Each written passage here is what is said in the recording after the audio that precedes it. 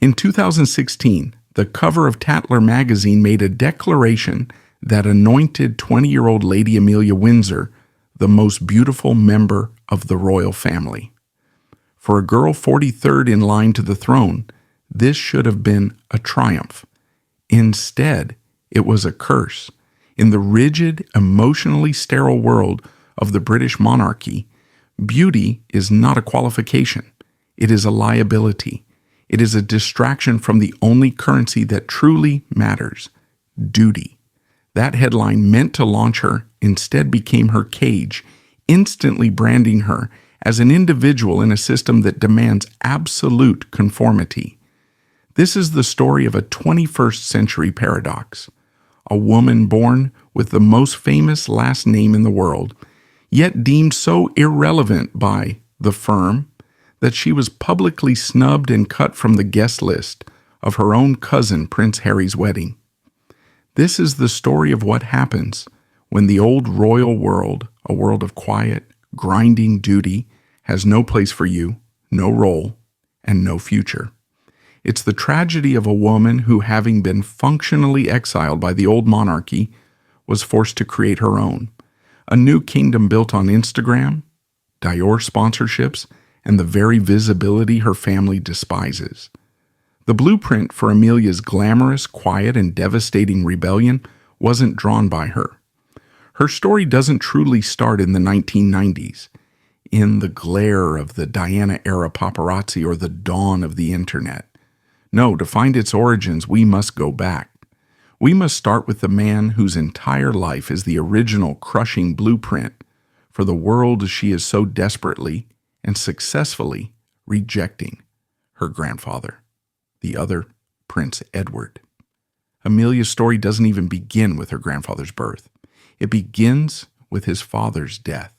It begins in the fog and tragedy of 1942. It begins with a plane crash.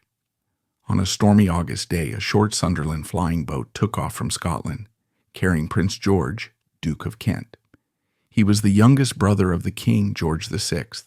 He was, by many accounts, the original glamorous Windsor, jazz-obsessed, sexually adventurous, and rumored to have been addicted to cocaine with a string of affairs with both men and women, from Noel Coward to American socialites, linked to the Vanderbilt Circle. He was the Andrew and Harry of his day, rolled into one intoxicating, dangerous package. And on that day, his plane, flying in bad weather, crashed into a remote hillside in Caithness, Scotland. He was killed instantly at the age of 39. He was the first serving royal to die on active duty in centuries, and the crash remains to this day shrouded in mystery and conspiracy theories. His death was a state tragedy, but it was a personal apocalypse. It left behind a widow, the chic European-born Princess Marina of Greece and Denmark, and 3 young children. The eldest, a 7-year-old boy, instantly inherited his father's title. His name was Prince Edward. This is the man who would become Amelia Windsor's grandfather. And his entire life from that moment would be an 80-year-long reaction to the explosive, tragic glamour of the father he barely knew. Where Prince George was a fireball of charisma and scandal, Prince Edward, the new Duke of Kent, would become ice. He became the living, breathing embodiment of the gilded cage for minor royals. His life was not his own. It was a corrective. It was a long, slow, quiet act of atonement for his father's sins. His existence would be a demonstration not of personality, but of its complete erasure. He went to the right schools, Eton, then La Rosie in Switzerland, and then, as expected, to Sandhurst, the royal family's military factory. He served in the military for over 20 years, a quiet, unremarkable, and professional career. He married a sensible, aristocratic Yorkshire woman, Catherine Worsley. And when he left the army in 1976, he began the real work, the full-time, soul-crushing, relentless, and unglamorous grind of minor royal duty. This is the world, the gilded cage that Prince Edward, Duke of Kent, built. It is crucial to understand this. This was not the cage of the main line, the one Prince Charles inhabited, which at least had the purpose of the throne at the end of it, however distant. This was the cage of the cousins. This was the cage of the supporting players. The Duke of Kent's life became a silent testament to endurance. For over 50 years, he has been the president of the All England Lawn Tennis and Croquet Club. His primary globally visible job is to stand on a balcony at Wimbledon for 2 weeks every July, clap politely, and hand out the trophies. He is the president of the Commonwealth War Graves Commission, a poignant but somber role. He is involved with over 140 different charities and organizations. His life became a blur of plaques unveiled, hands shaken, factory tours endured, and dinners attended. He is the ghost at the feast, the man who has stood on the Buckingham Palace balcony for every major event for 80 years. Silent, dutiful, and to the public almost completely invisible, he is the ultimate Gloucester or Kent, the man who shows up, does the job, and goes home asking for nothing. He is, in short, the perfect minor royal. He is the machine. But this cage, this life of quiet duty, this absolute suppression of self had a corrosive effect. It was not a life, but a performance of one, and his wife, the new Duchess of Kent, began to crack. Catherine, the Duchess of Kent, is the other key to understanding Amelia's rebellion. She was the first to show that the Kent model of silent endurance was unsustainable. She was bright, passionate, and loved music. She was not born to be an automaton, but the endless, boring duty, the isolation, and the profound, echoing meaninglessness of it all wore her down. She suffered from bouts of depression. She had a tragic, late-term miscarriage that haunted her. She began slowly to retreat from public life. And then, in 1994, she did the one thing that truly, deeply rocked the establishment. It was an act of rebellion far more profound than any affair. She converted to Catholicism. This cannot be overstated. This was a seismic event. Because of the 1701 Act of Settlement, the ancient anti-Catholic law upon which the entire modern monarchy is built, no one in the direct line of succession could be or could marry a Roman Catholic. Her conversion was a constitutional crisis in miniature. Because she converted after their marriage, the Duke was allowed to remain in the line of succession under the quirks of the 1701 Act of Settlement. But the message was clear. His wife was now, in constitutional terms, a spiritual outsider. The Duchess didn't stop there. She quietly asked to no longer be styled Her Royal Highness, preferring to be known simply as Catherine Kent. Then she did the most shocking and most admirable thing of all. She got a job, a real one. For over a decade, she quietly worked as a music teacher at a state primary school in Hull. Her identity as the Duchess of Kent was almost entirely unknown to her pupils or their parents. She would simply drive herself to the school, teach her classes, and then drive home to Kensington Palace. This, then, was the inheritance. This was the psychological cage Amelia was born into. Her grandparents, in their long, complex marriage, had established the two and only two poles of minor royal survival. On one side was her grandfather's path, the Kent model, a life of total dutiful surrender. It was a path defined by the erasure of personality, a retreat into perfect functional invisibility. You simply endured. You showed up, you handed out the trophies, and you did it for 70 years until you died. On the other side was her grandmother's path, the Catherine model, a path of quiet, internal rebellion. This was the choice for those who cracked under the pressure of the cage. You didn't flee, you retreated inward. You built a secret, private life that had meaning, a different religion, a secret job. You remained physically in the cage, but you built a soundproof, invisible room in the back of it. For half a century, these were the only two options on the table. You could be the ghost of duty or the ghost of faith.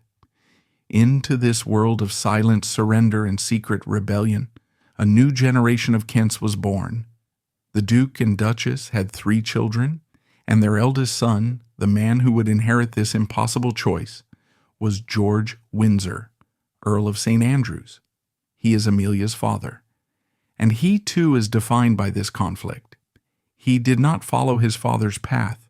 He followed his mother's. He is a quiet, bookish man. He went to Cambridge, and he too married a Roman Catholic, Sylvana Tomaselli, a Canadian-born academic and historian. By doing so, he immediately forfeited his place in the line of succession. For decades, he was out. Amelia's father is not a working royal. He's a former diplomat who now serves as the chancellor of a university. Her mother is a historian. Her parents are intellectuals. They live in a grace and favor apartment in Kensington Palace, yes, but they are the other Windsors, the quiet ones, the bookish ones, the ones who are, for constitutional purposes, slightly inconvenient. Amelia's siblings, too, are part of this story, and they are crucial. Her older brother Edward, Lord Downpatrick, did the one thing his father could not. He also converted to Catholicism. He is out of the line of succession. Her older sister, Lady Marina, also converted to Catholicism. She is out of the line of succession. This family is not just royal. It is a family defined by its exits. It is a family that, for 2 generations, has been quietly, methodically, and politely finding the emergency exits out of the gilded cage, whether through religion, academia, or a quiet retreat into private life. And then, on August 24th, 1995, Amelia was born. Amelia, the 3rd child, did not convert. She remained technically in the line of succession, a distant 43rd. And she grew up in this strange liminal half-world. Her home was technically a palace, but her parents were academics. Her grandfather was the Queen's first cousin, but her brother and sister had willingly, and for reasons of profound faith, given up their royal birthright. She was royal, but not. She was a Windsor, but one of the arty, complicated Catholic-adjacent Kents. She was given a relatively normal, intensely privileged upbringing. She was sent to St. Mary's Ascot, an all-girls Catholic boarding school, a nod to the spiritual direction of her family. She was, by all accounts, a quiet, arty, and sensitive girl. She was, in short, the perfect candidate to follow her parents into a life of quiet, respectable academic obscurity. And then came the debut. It wasn't a royal debut, it was a social one. In 2013, a teenage Amelia, fresh out of boarding school, was one of the debutantes at the Bal des Débutantes in Paris. This is not an old fusty British tradition. This is a modern international media event. It is a coming out party for the daughters of global billionaires, Hollywood actors, and yes, minor European royalty. Amelia, wearing a gown by Elie Saab, was launched. She wasn't launched into British society. She was launched into the global celebrity machine. After the ball, she did the correct thing. She went to university. She enrolled at the University of Edinburgh, a classic upper-class choice, to study French and Italian. This was her, following her parents' academic path. She was poised to become a smart, multilingual, and ultimately private citizen. But the machine had seen her. The fashion world, the media world, had seen that night in Paris. They had seen a Windsor, a real one, who was young, beautiful, and, most importantly, available. She wasn't a working royal like her cousins William and Harry. She wasn't bound by their rules. She had no job. She was a blank canvas. And in 2016, as she was midway through her degree, Tatler magazine picked up its brush and painted her on that canvas. The most beautiful member of the royal family cover was the explosion. It was the moment that changed her life. It was a PR coronation. It definitively separated her from her quiet, Catholic convert siblings and her academic parents, and it placed her in an entirely new and much more dangerous category, the royal it girl. This one headline, this one act of media anointing did what 80 years of dutiful silent service from her grandfather could not. It made a Kent front page news. The reaction was immediate. The press was fascinated. The fashion world was energized. And the palace, as always, was silent. This was not the Windsor brand. This was not the firm. This was the Kent brand, a subsidiary that was supposed to be quiet, and it had just gone rogue. Almost immediately, Amelia made her choice. She was at a crossroads. She saw the options her family had laid out. She did not follow the Duke's path of duty. She did not follow the Duchess's path of quiet retreat. She did not follow her parents' path of academia. She signed with Storm Model Management. We must pause and understand the cataclysmic significance of this. This is not a royal agency. This is not an agency for aristocrats. This is the agency that discovered Kate Moss in an airport. This is the agency that defined heroin chic. This is the agency at the heart of cool Britannia. It is gritty, edgy, and synonymous with fashion stars, not debutantes. This was Amelia's declaration of independence. It was the most profound act of rebellion her family had ever seen, precisely because it was so public. Her grandmother had rebelled into the private sphere. Amelia was rebelling into the most public, visible sphere on earth. Her new life began. And it was a life that was, in every conceivable way, the precise mirror image opposite of her grandfather's.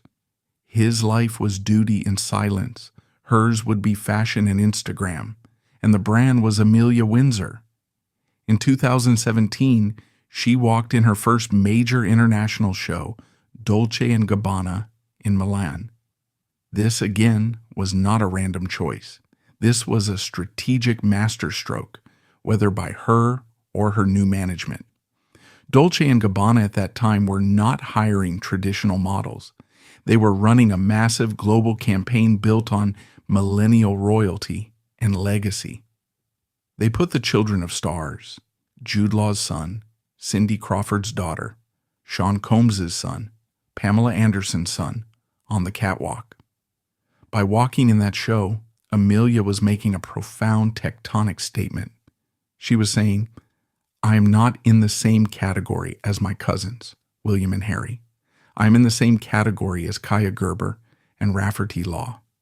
She was deliberately and publicly recategorizing herself.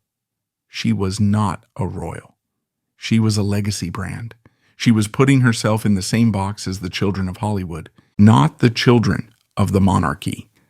It was a rejection of her birthright and simultaneously the ultimate exploitation of it. The jobs from there rolled in. She became a regular face at Dior shows and campaigns and began working closely with luxury jeweler Bulgari, appearing in its events and shoots. She was photographed by the world's most famous photographers. She sat front row at Paris Fashion Week next to movie stars and pop singers. And she built her own palace, not one of stone in Kensington, but one of pixels, accessible to everyone. Her Instagram account became her real home, her true seat of power. This is where the true Amelia project took place, a project her grandfather, the Duke, could never, ever comprehend. It is the very split identity of her inheritance, played out in an endless scroll for over 100,000 followers. One post, a high-fashion, impossibly glamorous, professionally lit shot from a Dior campaign. She is not a person, she is an image. The next post, a blurry, authentic, overflashed photo of her and her friends in a muddy field at the Glastonbury Music Festival. She is just Mel, her nickname. She is relatable. The next post, a close-up of a piece of pottery she is making or a vintage dress she found in a thrift shop. She is crafty. She is real. She is conscious. The next post, a stunning, jaw-dropping red carpet look from the British Fashion Awards. She is aspirational. The next post, her in a bikini on a boat in Ibiza, on a holiday that is almost certainly a free press-related trip. She is free. This is the key. She is simultaneously and with great skill performing two roles that are in direct opposition: the aspirational high fashion model and the relatable Mel, an arty London girl who loves vintage clothes, sustainable causes, and going to festivals.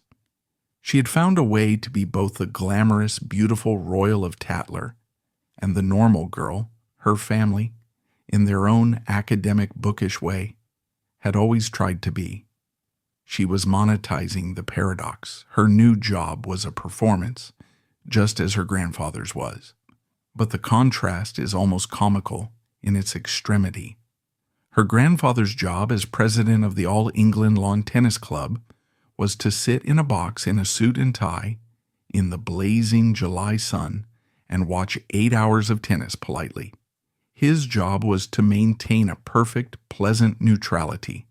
His job was to hand a large silver cup to a sweaty athlete, shake their hand, and not have an opinion.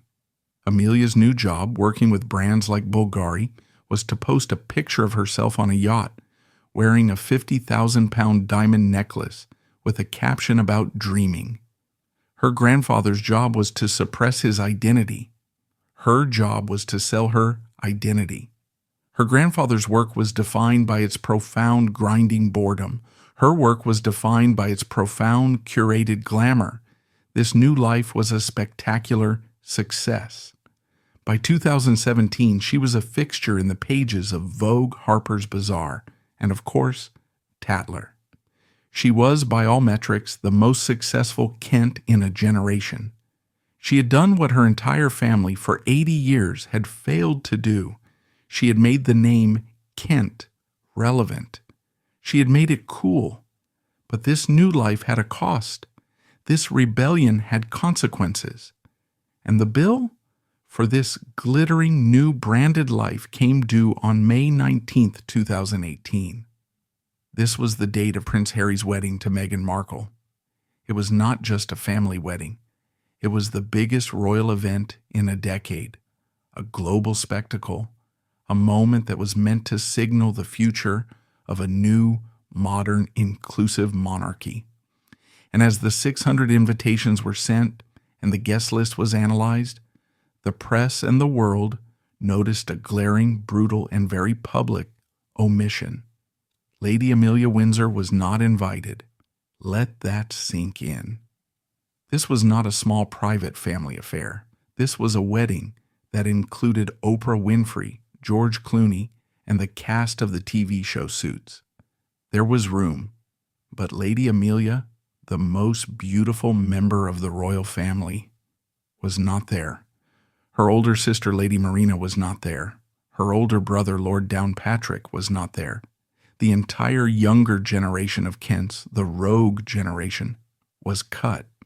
And to make the cut even deeper, to make the message a scalpel, who was there? Her grandfather, the Duke of Kent, was there. He was in the front row in his full military uniform, the reliable, dutiful, good cousin. Her aunt, Lady Helen Taylor, was there. Her father, the Earl of St. Andrews, was there. The old Kents were in. The new Kents were out. This was not an oversight. This was not a logistical issue. This was a message. This was the slimmed-down monarchy, the vision of the future King Charles, in brutal, public, and devastatingly effective action. This was the firm looking at its new glamorous Instagram-famous Dior-sponsored Tatler-covered commodity and saying, "You are not one of us. You are not in." This was the moment Amelia's tragedy and her strategy was crystallized. She was the most beautiful royal to Tatler magazine, but to her own family she was not even royal enough to get an invitation to the wedding of the year. She was a Windsor, but she was not in the family. This snub is the central, unresolvable argument of her life. It is the historical controversy that defines her, because it forces the question, what exactly is she for? And what exactly did she do wrong? Is she cashing in on the name? This is the argument of her critics, the argument of the traditionalists, the argument whispered in the halls of Clarence House and printed with righteous fury in the opinion columns of the Daily Mail. This is the view that she is, at best, a celebutante and at worst, a sponge. This argument sees a girl who's been given everything: a title, a grace and favor apartment in a literal palace, access to the best schools, and the priceless, globally recognized brand name of Windsor. And in return, instead of showing gratitude, which in royal terms means silence and service, she has taken that name, that priceless inheritance, and she has sold it. She has sold it to Dolce & Gabbana for a catwalk appearance. She has sold it to Dior for a front row seat. She has sold it to Bulgari for a diamond necklace. In this view, the wedding snub was not a surprise. It was a consequence. It was a direct, calculated, and necessary act of brand management by the future king. It was Prince Charles, the CEO of the firm, looking at a rogue, unlicensed franchisee who was cheapening the brand and publicly terminating her contract. The precedent for this, we must remember, is ironclad. The royal family, and Prince Charles in particular, is pathologically allergic to its members monetizing the brand. The ghosts of scandals past are all built on this one sin. We only need to look at her other cousin, Prince Edward, the Queen's son, and his disastrous experiment with Arden Productions. In the 1990s, he tried to be a real person, a TV producer, but the only thing his company could do was make documentaries about the royal family. His real job was just being royal in a different format. And the entire experiment imploded in 2001 in a fireball of humiliation when his film crew was caught stalking his own nephew, Prince William, at university. Prince Charles was reportedly apoplectic. Edward was forced to shut the company down and retreat, in shame, into the very boring royal duty he had tried to escape. His crime? He was cashing in. We can look at Sarah Ferguson, the Duchess of York, who, after her divorce, was humiliated in a sting operation where she appeared to be selling access to her ex-husband, Prince Andrew, for cash. We can even look, more recently, at Prince Harry and Meghan Markle themselves. Their entire catastrophic exit from the family was, at its core, a dispute over this very issue. They wanted to be half in, half out, to earn their own money while still representing the Queen. The answer was a hard, swift no. You cannot serve God and mammon. You cannot be a royal and have a real job that profits from that fact. In this context, Lady Amelia's actions are not just a faux pas. They are a cardinal sin. She is, in this light, simply Ardent Productions 2.0, but for the Instagram age, she is Sarah Ferguson, but with a much better aesthetic and a sponsorship deal. So when the invitation didn't arrive, this argument goes, it was because she had already made her choice. She had chosen to be a celebrity, not a royal. And the family, in its typically cold, symbolic way, simply confirmed her choice for her. You can't be at the British Fashion Awards one night and in the choir at St. George's Chapel the next. You can't be Mel in a bikini on an Ibiza influencer trip and Lady Amelia at a state function. You must choose. And she, the argument goes, chose wrong. This is the first argument. And it is compelling. It is logical. It is, from a purely institutional perspective, correct. But then there is the other argument. This argument is quieter, more modern, and infinitely more tragic. This is the argument that she is not a sinner. She is a victim. She is not cashing in. She is surviving. This argument forces us to look at the other side of the slimmed-down monarchy. The slimmed-down monarchy, King Charles's great pragmatic vision, is a corporate response to a public relations problem. The public, in the 21st century, will no longer tolerate paying for a sprawling Dallas-like cast of dozens of cousins, dukes, and princesses, all living off the public purse and occupying palace apartments. The vision, therefore, is to cut the fat. The future firm must be lean. It will be the king and queen, the heir and his family. That's it. Everyone else is, in corporate terms, redundant. And this is where the fatal flaw in the plan is exposed. What do you do with the redundant ones? For 100 years, the Kent-Gloucester model worked perfectly. Why? Because it was a deal. The minor royals, like Amelia's grandfather, the Duke of Kent, were given a clear job. That job was to be the supporting cast. That job was to go to the endless, mind-numbing hospital openings, factory tours, and charity galas that the mainline royals were too busy or too important for. It was a life of profound grinding boredom, yes, but in exchange for this boring grinding duty, they received a reward. They received a stipend from the sovereign grant. They received a grace and favor apartment. They received security. And most importantly, they received a purpose. They had a role. They had a seat at the table. They were invited to the wedding. Amelia's grandfather, the Duke of Kent, had this deal. His life was, in its own way, secure. Amelia was born after this deal was canceled. She was born into a world that was telling her, from her first breath, we are streamlining. She was born into a world where the future king was making it crystal clear, there is no job for you here. She was born with 100% of the brand recognition, but 0% of the constitutional responsibility. She was born with 100% of the public scrutiny, but 0% of the institutional support.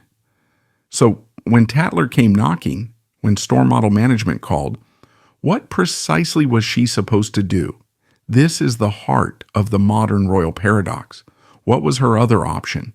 Was she supposed to follow her parents' path, become an academic, get a PhD in French literature, and spend the rest of her life as Dr. Amelia Windsor, trying to teach a seminar on Proust while paparazzi camped outside the lecture hall? Was she supposed to get a normal 9-to-5 job, work in marketing at a bank? And what company would hire her? What company wants the media circus, the security risk, and the profound awkward distraction of having Lady Amelia Windsor as their new junior account manager? The firm had, in effect, made her unemployable in the real world, while simultaneously telling her she had no job in their world. She was, in short, checkmated. She was left with only one asset, her name. The very name that made her a public target was also her only financial tool. From this perspective, her decision to sign with Storm was not an act of rebellion. It was an act of profound, cold, ruthless pragmatism. It was the only logical move on the board. She was not cashing in on the family name. She was leveraging the only asset the family had left her. The snub, in this light, was not a consequence of her career. Her career was a necessity because the snub was always coming. She was already an outsider. Her exclusion was preordained by the slimmed-down model. She has, in effect, created the third path for minor royals. If her grandfather's path was surrender to duty, and her grandmother's path was retreat into privacy, Amelia's path is to monetize the brand. And this is where we find the great modern royal loophole. This is why she gets away with it. Amelia Windsor is in many ways doing exactly what Meghan Markle was accused of wanting to do, But Amelia survives. She thrives. Why? Because she is, in the end, irrelevant. And that irrelevance has become her superpower. Because she is not a Her Royal Highness. Because she is not a working royal. Because she holds no stipend. Because she is 43rd in line. The rules do not apply to her. The no commercial activity rule that governs working royals, it doesn't bind her. The no paid partnerships rule, it doesn't bind her. The no bikinis on Instagram expectation, it doesn't bind her. She has taken her irrelevance, her snub, and turned it into her shield. She has found the one tiny, invisible crack in the 1,000-year-old wall of the monarchy, and she has built a global career in it. She is, in effect, the legal scandal-free version of what the monarchy fears most. She is the ghost in the machine, the one person who gets to have her cake and eat it too. This is her significance. This is why this 43rd in line non-wedding invitee matters. She is the canary in the coal mine for the 21st century aristocracy. Her life proves that the old Gloucester-Kent model of quiet, boring duty is dead. It died with her grandfather.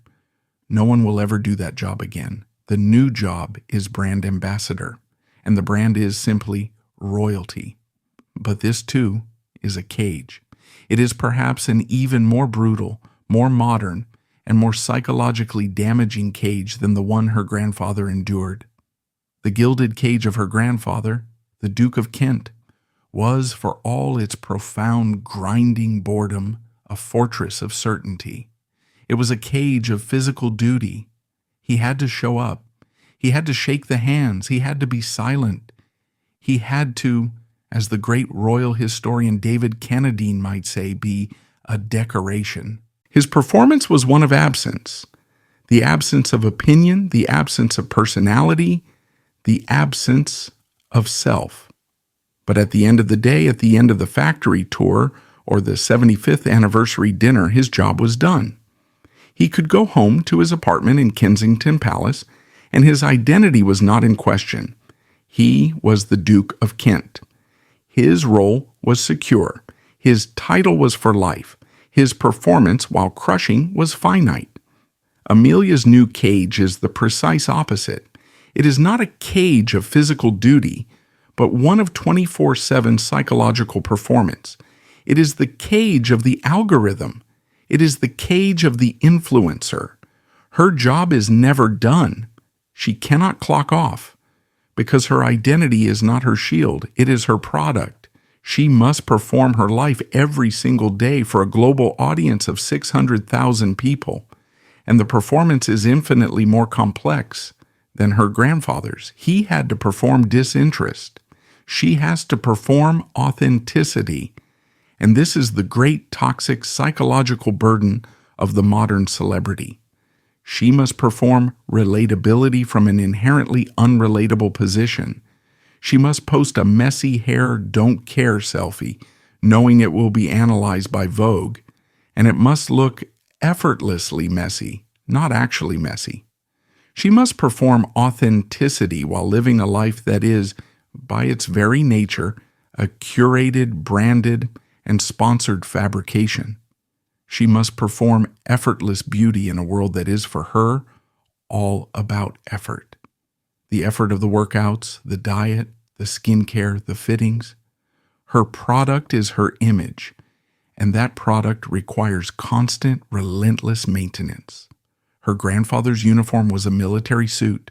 Her uniform is her body. She is constantly being measured, and this is the most brutal part of the new cage. Her grandfather's success was measured by endurance. He was a success because he showed up every year for 50 years. His metric was time. Amelia's success is measured by likes, by engagement, by followers, by the number of brands trying to partner with her. This is not a yearly review. This is a daily, hourly, minute-by-minute public referendum on her relevance. This is the insecurity at the heart of her glamorous new life. Her grandfather's job was for life. Amelia's job is for as long as she is the most beautiful royal. What happens when she is 30? What happens when she is 40? What happens when a new most beautiful royal, perhaps a young Mountbatten or a new Chatto, is anointed by the next generation of Tatler editors? Her career is built on the most fragile, volatile, and perishable of foundations: youth, beauty, and cool. She has in effect traded the secure, stone-walled cage of royal duty for the insecure, digital cage of public approval. And in this, she is perhaps more of a Kent than she even realizes. She has inherited the arty, sensitive side of her family, but she has not, it seems, inherited the Catholic academic intellectual rigor. Her rebellion is not one of faith like her siblings or music like her grandmother. Her rebellion is one of aesthetics, and this is where we must talk about her purpose. Even she, it seems, understood that a life built purely on being beautiful for brands was a hollow one. It was in its own way as meaningless as her grandfather's plaque unveiling. A life of pure consumerism, being paid to wear clothes, is not a purpose. It is a symptom. So she found her shield. She found her purpose. She has thrown herself with what appears to be genuine passion into the world of sustainability. This is for her a move of pure genius. It is her music teaching in Hull. It is the one thing she can point to that gives her brand meaning. It is her atonement. She is a fierce advocate for sustainable fashion. She's an ambassador for environmental causes. She writes articles about ocean plastics and the evils of fast fashion. This, of course, is a spectacular paradox. She is a high fashion model, the living embodiment of an industry built on newness, obsolescence, and desire, who is simultaneously building her personal brand on reusing, sustaining, and rejecting consumerism.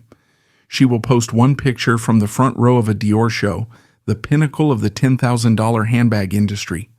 And the next post will be about the importance of vintage shopping and mending your old clothes. In effect, she is curating her own conscience. This sustainability cause is a perfect modern royal duty. It is a role seemingly tailor-made for the influencer age. It is entirely apolitical, because everyone agrees that plastic in the ocean is bad, which makes it safe. It is also telegenic, a career that looks particularly beautiful on an Instagram feed. And, most importantly, it affords her a unique strategic position. It allows her to publicly criticize the fast fashion industry while simultaneously being the face of the high fashion industry. It is a masterful act of brand positioning. It is the good she can do to justify the glamour she enjoys. It is the intellectual and moral fig leaf that covers her commercial enterprise. But this, too, is a performance. It is all part of the Amelia Windsor brand. The brand is not just beautiful. The brand is beautiful and conscious. And so with this brand perfected, the conscious it girl, she was ready for her coronation. Not a real one, of course. She would never have one of those. Her coronation would be a commercial one. In 2019, she attended London's ultra-exclusive V&A summer party, often described as Britain's answer to the Met Gala. This was in many ways her true coronation, the moment that proved her strategy had worked.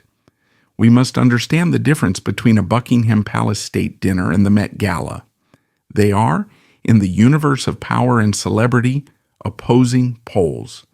A state dinner is about inheritance. You are there because of who your ancestor was. You are there because of a title that was given to your family 300 years ago. It is about history.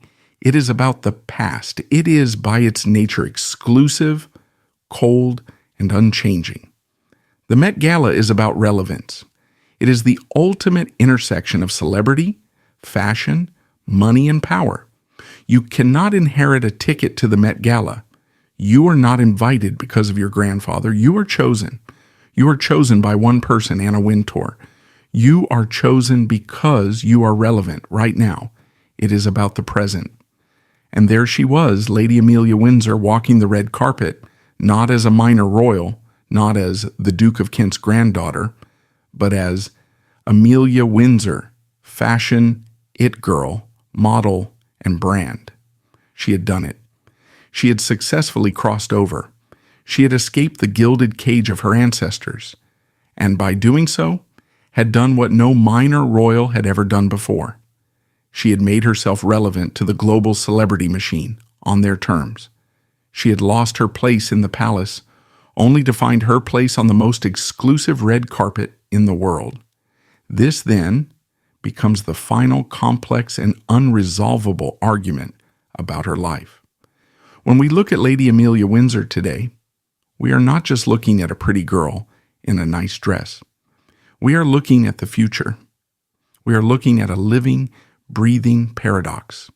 She is a woman who was born into a system that is actively and coldly trying to erase her. The slimmed-down monarchy has no place for her. The firm has no role for her. She was born to be an afterthought, just another Kent cousin destined for the same obscurity as her academic Catholic convert siblings. But she is also a woman who, through a combination of genetic luck, savvy branding, and a ruthless understanding of modern media, has refused to be obscure. She has refused the two paths laid out for her, the path of boring duty and the path of quiet retreat. She found a third path, one that runs right through the flashing bulbs of the paparazzi and the curated feeds of Instagram. Her life is the silent 50-year counter-argument to the one Prince Edward made.